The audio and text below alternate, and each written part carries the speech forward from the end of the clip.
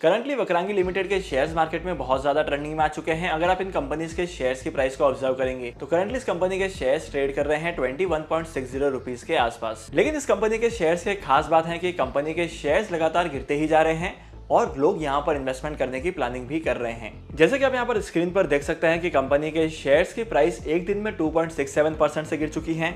वहीं पर एक हफ्ते की बात करूं तो एक हफ्ते में कंपनी की शेयर्स की प्राइस 5.19% से गिर चुकी है। एक महीने में 12.92% का डाउनफॉल देखने को मिला है और एक साल में इस कंपनी के शेयर्स 32.82% से गिर चुके हैं। 5 साल की बात करूं तो 5 साल में कंपनी के शेयर्स 90% से गिर चुके हैं। एक टाइम था जब इस कंपनी के शेयर्स की प्राइस 293 के आसपास ट्रेड कर रही थी और अब इस कंपनी के शेयर्स की प्राइस 21-22 रुपए के आसपास चल रही है। तो क्या लगता है, आपको इन्वेस्टमेंट करना चाहिए? मुझे कमेंट सेक्शन में जरूर बताना। तो इस कंपनी के फंडामेंटल्स क्या कहते हैं, कंपनी के शेयर्स की प्राइस इतनी क्यों गिरते जा रही है और आपको यहाँ पर इन्वेस्टमेंट करना है कि नहीं करना है, हर एक चीज के बारे में आज के इस वीडियो में डिटेल में बात करने वाला हूँ। तो एज यूजुअल हमारा आज का वीडियो भी इंपॉर्टेंट और इंटरेस्टिंग होने वाला है। तो आज के इस वीडियो को शुरू करने से पहले अगर आप इस चैनल पर नए हो और आपने अभी तक इस चैनल को सब्सक्राइब नहीं किया है तो क्या कर रहे हो यार, इस चैनल को सब्सक्राइब करो, क्योंकि इन्वेस्टमेंट, स्टॉक मार्केट और पर्सनल फाइनेंस से जुड़ी बहुत सारी चीजें मैं आपके साथ शेयर करता हूं, तो इस चैनल को सब्सक्राइब करना तो बनता है। तो चलिए शुरू करते हैं आज की वीडियो को और सबसे पहले जानते हैं इस कंपनी के बिजनेस मॉडल के बारे में कि कंपनी सबसे ज्यादा रेवेन्यू कैसे जनरेट करती है, कौन कौन से वो सोर्सेस हैं जहां से इसके पास पैसे आते हैं। वक्रांगी लिमिटेड एक इन्फॉर्मेशन टेक्नोलॉजी के सेक्टर की कंपनी है जो गवर्नमेंट ऑफ इंडिया को हेल्प करती है बहुत सारे टेक्नोलॉजी से रिलेटेड सोल्यूशंस प्रोवाइड करके, वो भी ई गवर्नेंस के लिए। और एडिशनली इंडिया में बहुत सारे वक्रांगी केंद्र हैं जहां पर ये IT रिलेटेड सर्विसेज प्रोवाइड करती है और जहां जहां पर ई गवर्नेंस की सर्विस प्रोवाइड की जाती है वहां पर वक्रांगी लिमिटेड का जो एग्जिस्टेंस है वो होता है। तो करंटली वक्रांगी लिमिटेड के रेवेन्यू के सोर्सेज लिमिटेड हैं, यहाँ से ही कंपनी के रेवेन्यूज जनरेट होते हैं। इसके बाद अब हम आते हैं सीधा कंपनी के फाइनेंशियल स्टेटमेंट पर। सबसे पहले डिस्कशन करते हैं कंपनी के इनकम स्टेटमेंट के बारे में। जैसे कि आप कंपनी के इनकम स्टेटमेंट में देख रहे हैं कि कंपनी का जो टोटल रेवेन्यू है वो धीरे धीरे कम होते जा रहा है। फाइनेंशियल ईयर 2018 में इस कंपनी का रेवेन्यू था 6,500 करोड़ के आसपास, लेकिन फाइनेंशियल ईयर 2019 में इस कंपनी का जो रेवेन्यू है वो 1589 करोड़ का पहुंच चुका था। और 2020, 21 और 22 की बात करो तो यहाँ पर कंटिन्यूअसली बहुत ही ज्यादा गिरावट देखने को मिली है। और सिमिलर ट्रेंड हम लोगों को देखने को मिला है कंपनी के नेट इनकम में भी। कंपनी की नेट इनकम भी 2018 के बाद से गिरने ही लगी है। इसके अलावा जैसे कि आप कंपनी के डिविडेंड पर शेयर को देख सकते हैं, जब कंपनी को ज्यादा प्रॉफिट हो रहा था तो कंपनी ज्यादा अमाउंट में डिविडेंड पे कर रही थी, लेकिन अब कंपनी को प्रॉफिट कम हो रहा है तो यहाँ पर कंपनी जो है अपने इन्वेस्टर्स को डिविडेंड तो पे कर रही है, लेकिन इस डिविडेंड का अमाउंट थोड़ा सा कम है। अगर आप इस इनकम स्टेटमेंट को थॉरली ऑब्जर्व करेंगे तो यहाँ पर आपको 3 चीजें पता चलेगी। सबसे पहली बात तो ये पता चलेगी आपको कि जो कंपनी का नेट रेवेन्यू की ग्रोथ है वो कम होते जा रही है। इंडस्ट्री के नेट रेवेन्यू की ग्रोथ की बात की जाए तो पिछले 5 सालों में इंडस्ट्री का जो नेट रेवेन्यू है वो 7.79% का नोट किया गया है, लेकिन वक्रांगी लिमिटेड का जो पिछले 5 साल का रेवेन्यू ग्रोथ है वो -27% की है। सेकंड इंपॉर्टेंट चीज यह है कि जो कंपनी का मार्केट शेयर है वो भी कम होते जा रहा है 5 सालों में। 5 साल पहले इस कंपनी का मार्केट शेयर 28% का था, लेकिन करंटली इस कंपनी का जो मार्केट शेयर है वो 7% के आसपास पहुंच चुका है। और तीसरी और सबसे खास बात है कंपनी का नेट इनकम। अगर मैं कंपनी के नेट इनकम की बात करूं तो कंपनी का जो पिछले 5 सालों का नेट इनकम का रेशियो है वो -27% का है। वहीं पर इंडस्ट्री के एवरेज की बात की जाए तो इंडस्ट्री का जो एवरेज है वो 7% के आसपास का है। सेकंड, अब हम चलते हैं कंपनी के बैलेंस शीट की तरफ। और जैसे कि आप इस कंपनी के बैलेंस शीट को रीड कर सकते हैं, कंपनी के बैलेंस शीट के फिगर काफी स्ट्रॉन्ग लग रहे हैं। यहाँ पर 2015 से लेकर आज तक की अगर असेट्स की बात करूँ तो असेट्स इंक्रीज होते जा रहे हैं। कंपनी का रेवेन्यू कम हो रहा है लेकिन असेट्स इंक्रीज होते जा रहे हैं। सिमिलरली अगर नॉन करंट असेट्स की बात की जाए तो नॉन करंट असेट्स में आपको थोड़ा बहुत फ्लक्चुएशन दिखाई देगा, लेकिन यहाँ पर आपको एक पॉजिटिव चीज ये है कि कंपनी के असेट्स इंक्रीज हो रहे हैं। अगर आप कंपनी के बैलेंस शीट में लायबिलिटीज को देखेंगे तो यहाँ पर आप ये कहेंगे कि कंपनी की लायबिलिटीज काफी ज्यादा स्टेबल हैं। यहाँ पर जिस हिसाब से कंपनी के प्रॉफिट्स कम होते जा रहे हैं उस हिसाब से लायबिलिटीज इंक्रीज होते हुए नहीं दिखाई दे रही हैं। और कंपनी के टोटल कॉमन आउटस्टैंडिंग शेयर्स में भी कुछ ज्यादा फ्लक्चुएशन हुआ नहीं है, जितने पहले थे उतने अभी भी हैं। लेकिन यहाँ पर एक खास बात है कि वक्रांगी लिमिटेड का जो करंट रेशियो है वो मार्केट के कंपैरिजन में काफी ज्यादा है।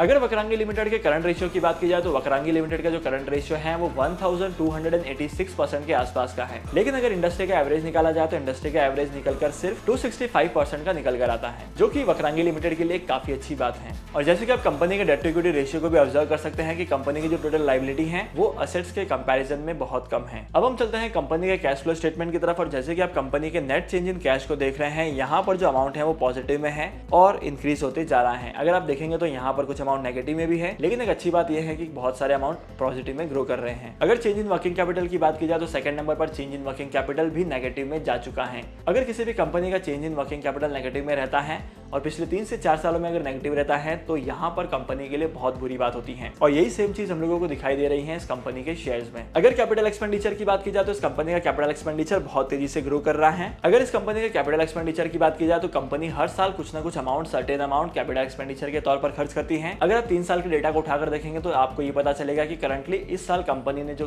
कैपिटल एक्सपेंडिचर है वहां पर बहुत ही कम अमाउंट स्पेंड किया है। और वहीं पर अगर आप कंपनी के टोटल फ्री कैश फ्लो को देखेंगे तो कंपनी का जो टोटल फ्री कैश फ्लो है वो करंट ईयर में 40 करोड़ का है। लेकिन अगर आप पास्ट रिकॉर्ड को देखेंगे तो यहाँ पर कंपनी का जो फ्री कैश फ्लो है वो कम भी होते जा रहा है और बहुत ही ज्यादा फ्लक्चुएट होते जा रहा है। होप करता हूँ कि अभी तक की वीडियो में आपको कंपनी के फाइनेंशियल्स के बारे में पता चल गया होगा। अब हम कंपनी के पीयर्स को ऑब्जर्व कर लेते हैं कि पीयर के कंपैरिजन में कंपनी ने कैसा परफॉर्म किया है। जैसे कि आप यहाँ पर वक्रांगी लिमिटेड के पीई रेशियो और पीबी रेशियो को देखकर ही पता लगा सकते हैं कि वक्रांगी लिमिटेड का पीई रेशियो और पीबी रेशियो कुछ ज्यादा नहीं है। अगर आप पीई रेशियो की बात करेंगे या पीबी रेशियो की बात करेंगे तो ये एक नॉर्मल पीई रेशियो है और नॉर्मल पीबी रेशियो है। अब हम चलते हैं कंपनी के वोलेटिलिटी को ऑब्जर्व करने और जैसे कि आप कंपनी के वोलेटिलिटी को देख रहे हैं यहाँ पर सबसे ज्यादा वोलेटिलिटी आपको इसी कंपनी के शेयर्स में मिलेगी। वक्रांगी लिमिटेड के शेयर सबसे ज्यादा वोलेटाइल दिखते हैं क्योंकि जैसे कि मैंने आपको बताया है कि बहुत सारे लोगों के बीच में यह अफवाह फैली थी कि इस कंपनी के शेयर्स की प्राइस ग्रो कर रही है तो यहाँ पर आपको इन्वेस्टमेंट करना चाहिए। और इन्हीं सारे रीजंस को लेकर बहुत सारे लोग इन्वेस्टमेंट करना स्टार्ट कर चुके हैं। तो इस कंपनी के शेयर्स में वोलेटिलिटी दिखना एक जायज सी बात है। लेकिन इस कंपनी के शेयर्स में इन्वेस्टमेंट करना है कि नहीं करना है डिसाइड करने से पहले कंपनी के शेयर होल्डिंग पैटर्न को भी ऑब्जर्व कर सकते हैं। जैसे कि आप कंपनी के होल्डिंग ट्रेंड को देख रहे हैं यहाँ पर कंपनी में प्रमोटर्स के टोटल होल्डिंग 42.60% की है। म्यूचुअल फंड ने यहाँ पर 1% का भी इन्वेस्टमेंट नहीं किया है। अदर डोमेस्टिक इंस्टीट्यूशंस के इन्वेस्टर्स 6% की हैं। एफआईआईस ने 7.93% की इन्वेस्टमेंट की है और बाकी के बचे शेयर जो हैं वो 20% के शेयर्स रिटेल इन्वेस्टर्स के पास हैं। देखो अगर आप किसी भी कंपनी के शेयर्स में इन्वेस्टमेंट करेंगे तो यहाँ पर सबसे पहले आप ये चेक करेंगे कि उस कंपनी के शेयर्स में म्यूचुअल फंड ने इन्वेस्टमेंट किया है कि नहीं किया है। और अगर किसी कंपनी के शेयर्स में म्यूचुअल फंड ने इन्वेस्टमेंट नहीं किया है तो यहाँ पर तो आपको ये पता लगाना है कि म्यूचुअल फंड कंपनीज ने इस कंपनी के शेयर्स में इन्वेस्टमेंट क्यों नहीं किया है।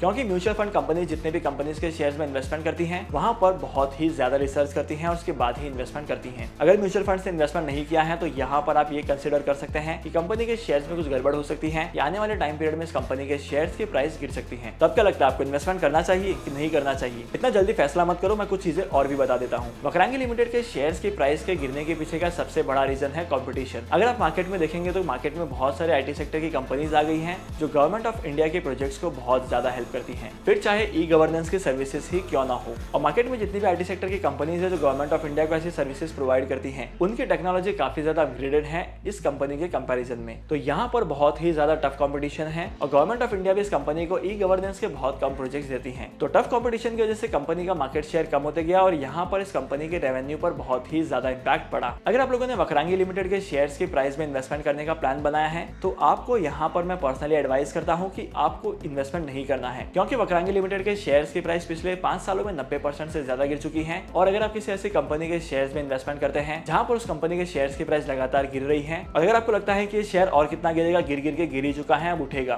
तो ऐसा बिल्कुल भी नहीं होता है। जैसे कि आप यस बैंक के शेयर्स को ऑब्जर्व कर सकते हैं, वोडाफोन आइडिया के शेयर्स को ऑब्जर्व कर सकते हैं। मार्केट में से बहुत सारी कंपनीज के शेयर्स हैं जो एक बार गिरने लगे तो गिरते ही जाते हैं। तो वक्रांगी लिमिटेड के शेयर्स में भी ऐसा हो सकता है, तो आपको यहाँ पर इन्वेस्टमेंट नहीं करना है। अगर आप स्टॉक मार्केट में इन्वेस्टमेंट करना चाहते हैं तो 5000 से भी ज्यादा कंपनीज लिस्टेड हैं जहां पर आप इन्वेस्टमेंट कर सकते हैं। लेकिन स्टॉक मार्केट में इन्वेस्टमेंट करने के लिए आपके पास एक डीमैट अकाउंट का होना बहुत जरूरी है। अगर आपके पास एक डीमैट अकाउंट नहीं है तो डीमैट अकाउंट ओपन करने का लिंक मैंने आपको डिस्क्रिप्शन में दे दिया है, वहां पर जाकर आप डीमैट अकाउंट ओपन कर सकते हैं और स्टॉक मार्केट में इन्वेस्टमेंट करना स्टार्ट कर सकते हैं। तो आज के इस इंपॉर्टेंट वीडियो को यहीं पर खत्म करते हैं। मैं आपको मिलूंगा अगली वीडियो में नए टॉपिक के साथ, एक इंटरेस्टिंग टॉपिक के साथ। तब तक के लिए signing off, happy investing and good bye.